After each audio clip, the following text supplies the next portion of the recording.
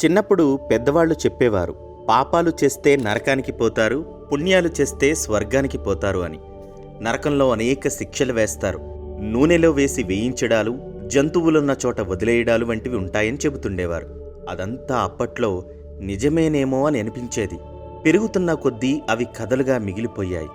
అయితే మరణించిన తర్వాత ఏమవుతుందన్న విషయం ఎవ్వరికీ తెలియదు. ఆత్మ ఉంటుందా? అసలు మరణం అంటే ఏమిటి?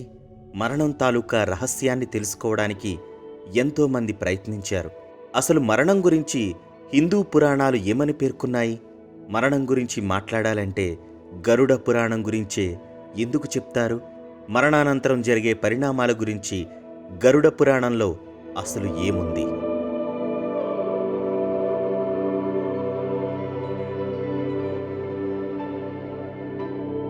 పుట్టిన వానికి మరణం తప్పదు, మరణించిన వానికి పుట్టక తప్పదు. తప్పించుకోవడానికి వీలులేని ఈ విషయంలో నువ్వు దుఃఖించడం తగదు. భగవద్గీతలో జనన మరణాల గురించి ఇలా ఉంది. అయితే జననం మనిషికి ఎంతో సంతోషాన్ని కలిగిస్తే మరణం మాత్రం తీవ్ర విషాదాన్ని మిగిలుస్తుంది. వాస్తవానికి మనిషికి సృష్టిలో అత్యంత బాధాకరమైన విషయం మరణమే.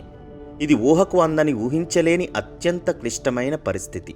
మరణించిన తర్వాత ఏం జరుగుతుంది? సమాధిలోని ఆ భయంకరమైన నిశ్శబ్దంలో ఒంటరితనంతో తన తదుపరి జీవితం ఎలా ఉంటుంది? తాను లేని తన వాళ్ళు ఎలా జీవిస్తారు? మరణానంతరం మరుజన్మ ఉంటుందా? ఇవన్నీ ఆ మనిషిని ఆ ఒక్క క్షణంలోనే ఎంతో ఉక్కిరిబిక్కిరి చేస్తాయి. నిజం చెప్పాలంటే మరణం కన్నా కూడా అత్యంత భయంకరమైనది వారి మానసిక సంఘర్షణ. ఎందుకంటే ఈ జన్మలో మనం చేసుకున్న పాపపుణ్యాలను బట్టి మరణానంతరం మనం స్వర్గానికి వెళ్తామా లేక నరకానికి వెళ్తామా అన్నది ఆధారపడి ఉంటుందని మన పెద్దలు చెబుతుంటారు.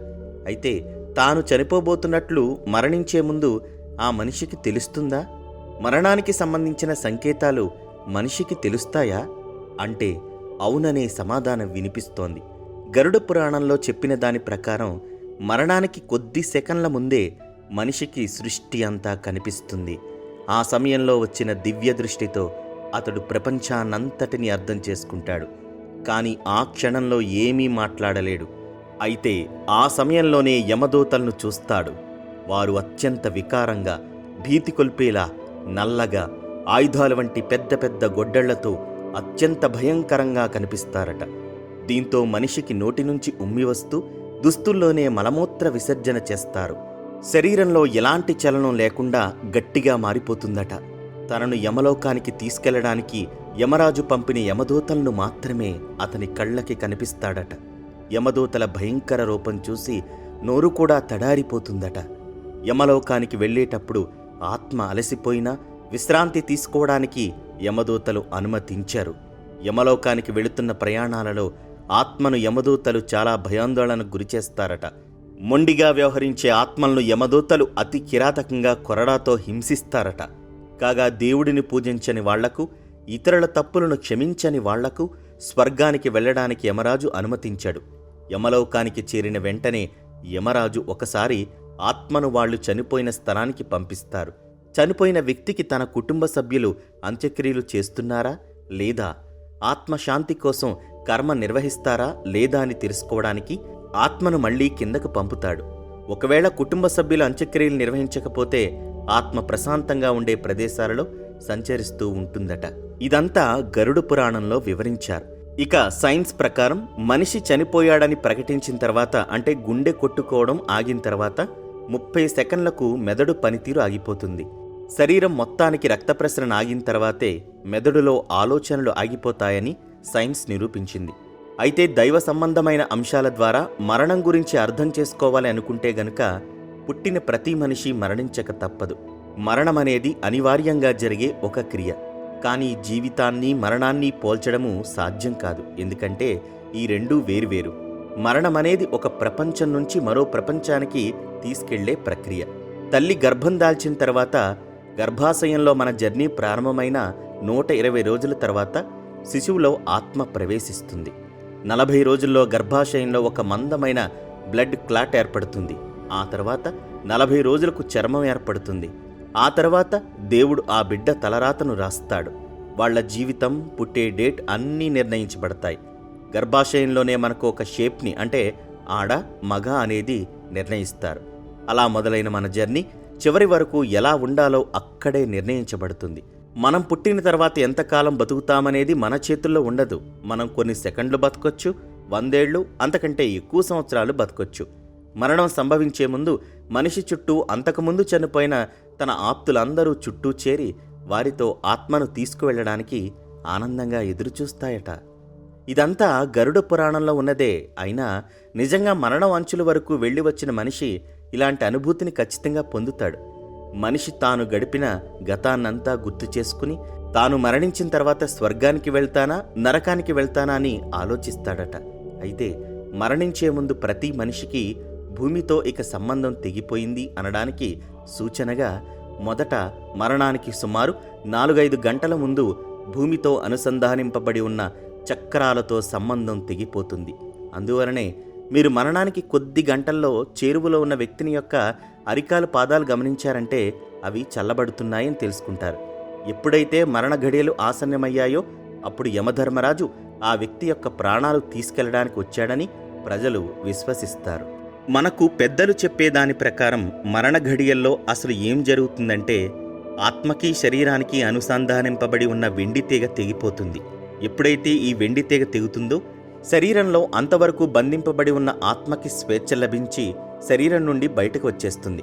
కానీ ఇంతకాలం ప్రేమించిన శరీరాన్ని వదిలి వెళ్ళలేక మళ్లీ శరీరంలోకి ప్రవేశించి శరీర అంగాలను కదిలించడానికి ప్రయత్నిస్తుంది.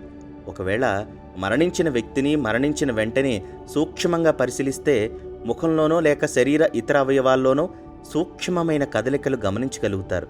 అలా ఎందుకు జరుగుతుందంటే ఆత్మ తన శరీరాన్ని కదిలించడానికి ప్రయత్నించడం వల్లనే.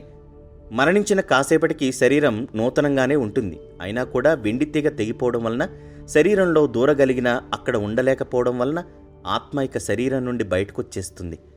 ఏదో ఒక అయస్కాంత శక్తి వలన ఆత్మ అలా శరీరం నుండి పైకి ఇంకా పైకి ఆకర్షింపబడుతుంది. ఈ సమయంలో ఆత్మకి ఎన్నో గొంతులు ఒక్కసారిగా వినబడటం మొదలవుతుంది.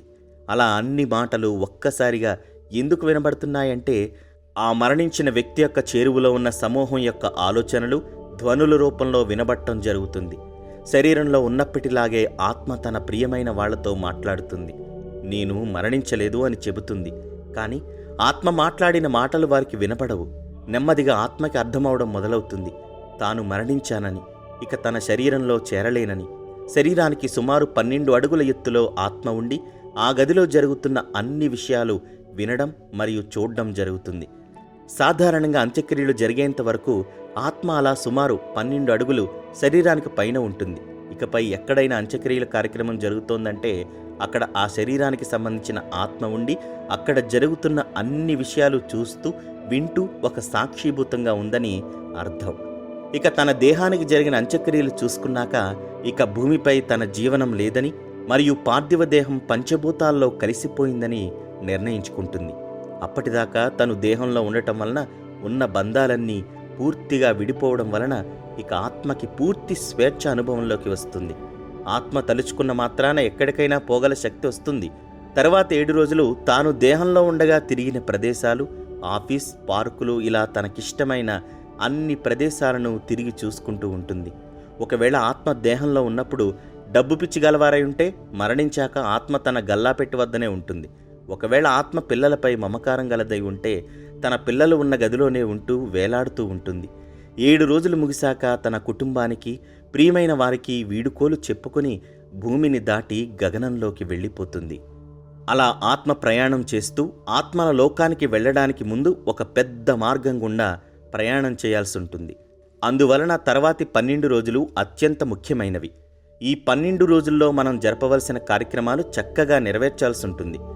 మరియు మనం చేసిన తప్పులను క్షమించమని ఆత్మని అడగడం తప్పనిసరిగా చెయ్యాలట. ఎందుకంటే మనం అలా అడగడం వలన కొంతలో కొంతవరకైనా తన ప్రియమైన వారి యొక్క నెగిటివ్ ఎమోషన్లు అంటే బాధలు, కోపాలు మొదలగునవి ఆత్మ ప్రయాణంలో వెంట వెళ్లకుండా ఉంటాయి. ఇక అంత్యక్రియల తర్వాత జరపబడే కార్యక్రమాలు, ప్రార్థనలు ఆత్మకి తన ప్రయాణంలో ఒక ఆహారంలాగా సహకరిస్తాయి. ఆత్మల లోకానికి అడుగు పెడుతున్నాను అన్న సూచనగా మార్గం యొక్క ముగింపులో ఆత్మకి ఒక అతిపెద్ద వెలుగు కనబడుతుంది. హిందువులు 11వ మరియు 12వ రోజున జరపబడే హోమము మరియు ఇతర కార్యక్రమాల వలన ఆత్మ తన పూర్వీకులను, ఆప్తమిత్రులను, బంధువులను మరియు తనకు మార్గనిర్దేశం చేసిన వారిని కలుసుకోవడం జరుగుతుంది. మనం భౌతికంగా ఎలాగైతే మన దూర బంధువులు మన ఇంటికి వచ్చినప్పుడు ఆనందంగా కౌగిలించుకుంటామో, అదేవిధంగా ఆత్మల లోకంలో కూడా 12వ రోజున మరణించిన పూర్వీకులు ఆ ఆత్మని ఆహ్వానించి మనస్ఫూర్తిగా కౌగిలించుకుంటారు. ఆ తర్వాత ఆత్మ యొక్క మార్గనిర్దేశకులు ఆత్మని తన భూలోకంలో బాధ్యత వహించిన సంఘటనను సమీక్షించుకోవడానికి ఒక పెద్ద వెలుగు వంటి బోర్డు ఉన్న ప్రదేశానికి తీసుకెళ్తారు. దీనినే కార్మిక్ బోర్డు అంటారు. ఈ బోర్డులో గత జన్మలో జరిగిందంతా చూపించబడుతుంది. అలా కార్మిక్ బోర్డులో గత జన్మలో తాను చేసిన మంచి చెడులను ప్రత్యక్షంగా చూసుకునే ఆత్మ తాను తప్పులకు తానే శిక్ష విధించుకుంటుంది. తాను చేసిన తప్పుల నుంచి పరిహారం కోసం శిక్షించుకోవాలని తనని తానే జడ్జ్ చేసుకుంటుంది. అలా తాను చేసిన తప్పుల ప్రకారం రాబోయే జన్మలో తనకెలాంటి శిక్షలు విధించుకోవాలో ఆత్మ డిసైడ్ చేసుకుంటుంది. అంటే వచ్చే జన్మలో తాను ఎదుర్కోబోయే వ్యక్తులు, పరిసరాలు, సంఘటనలు, కష్టాలు ఇలా అన్నీ తానే డిజైన్ చేసుకుంటుంది. అంటే ఒక ఆత్మ యొక్క మరుజన్మ తాను డిసైడ్ చేసుకున్న దానిని బట్టి ఉంటుందన్నమాట. అయితే సాధారణంగా జన్మకి మరుజన్మకి మధ్య 20 నుంచి 30 ఏళ్ల గ్యాప్ ఉంటుంది. కానీ ఒక్కోసారి ఈ గ్యాప్ తగ్గొచ్చు లేదా పెరగొచ్చు. ఇక తల్లి గర్భంలో పిండం రూపొందుతున్నప్పుడో లేక గర్భం దాల్చిన 4-5 నెలలకు ముందో ఆత్మ ప్రవేశం జరుగుతుంది. ఒకసారి మరుజన్మ తీసుకున్నాక పుట్టిన 40 రోజుల వరకు ఆ బిడ్డ పూర్వతాలూకు జ్ఞాపకాలు తనలోనే కలిగి ఉంటుంది. అందుకే కొంతమంది పిల్లలు నిద్రలో నవ్వడము, అకారణంగా ఏడవడం వంటి చేస్తూ ఉంటారు. అయితే 40 రోజుల తర్వాత మాత్రం గత జన్మ తాలూకు జ్ఞాపకాలు ఆటోమేటిక్గా ఎరేజ్ అయిపోతాయి. ఈ విధంగా ఒక ఆత్మ గత జన్మ నుంచి మరుజన్మకు రూపాంతరం చెందుతుందన్నమాట. అయితే మరణించిన తర్వాత కొంతమంది ఇంకా ఆత్మల రూపంలో తిరుగుతూనే ఉన్నారని వింటూ ఉంటాం. ఇలా మరణించిన ఆత్మలు భూమి మీద తిరగడానికి ఎన్నో కారణాలుంటాయి. చేయవలసిన ముఖ్యమైన పనులు మధ్యలో ఆగిపోవడం, తీవ్రమైన బాధ, దుఃఖంతో మరణించడం, మరణిస్తానని తెలియకుండా అంటే అకస్మాత్తుగా ఉన్నపళంగా చనిపోవడం వల్ల కొన్ని ఆత్మలు భూమి మీదనే ఉండిపోతాయి. అందుకే చనిపోయిన వారి ఆత్మశాంతి కోసం చేయవలసిన అన్ని కార్యక్రమాలు శాస్త్రోక్తంగా జరిపించాలి. ఎందుకంటే ఆత్మలకు కేవలం 12 రోజులు మాత్రమే గడువు ఉంటుంది.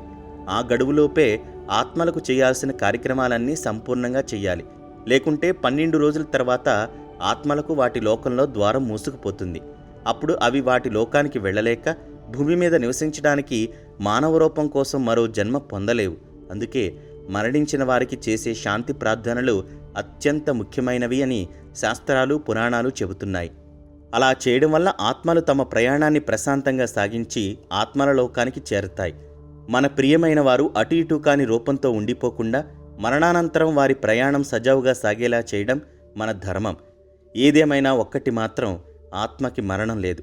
మరణం అనేది అంతం కాదు. మరణం అనేది ఒక జన్మకు మరొక జన్మకు మధ్య విడిది మాత్రమే. మరణమైనా జననమైనా జీవించి ఉన్నప్పుడు మనం చేసే పనులు బట్టి, మనం చేసుకున్న కర్మను బట్టి ఆధారపడి ఉంటుంది. కాబట్టి జీవించి ఉన్నంతకాలం చెడును దరిచేరనీయకుండా మంచిగా జీవిస్తే మరణానంతరం కూడా మరో జన్మను పొందొచ్చన్నది శాస్త్రాలు చెబుతున్న మాట. అందుకే ఎవరైనా మరణించిన తర్వాత 12 రోజుల వరకు గరుడ పురాణం చదువుతారు. ఇలా చేస్తే చేసిన పాపాల నుంచి విముక్తి కలుగుతుందని చెబుతారు.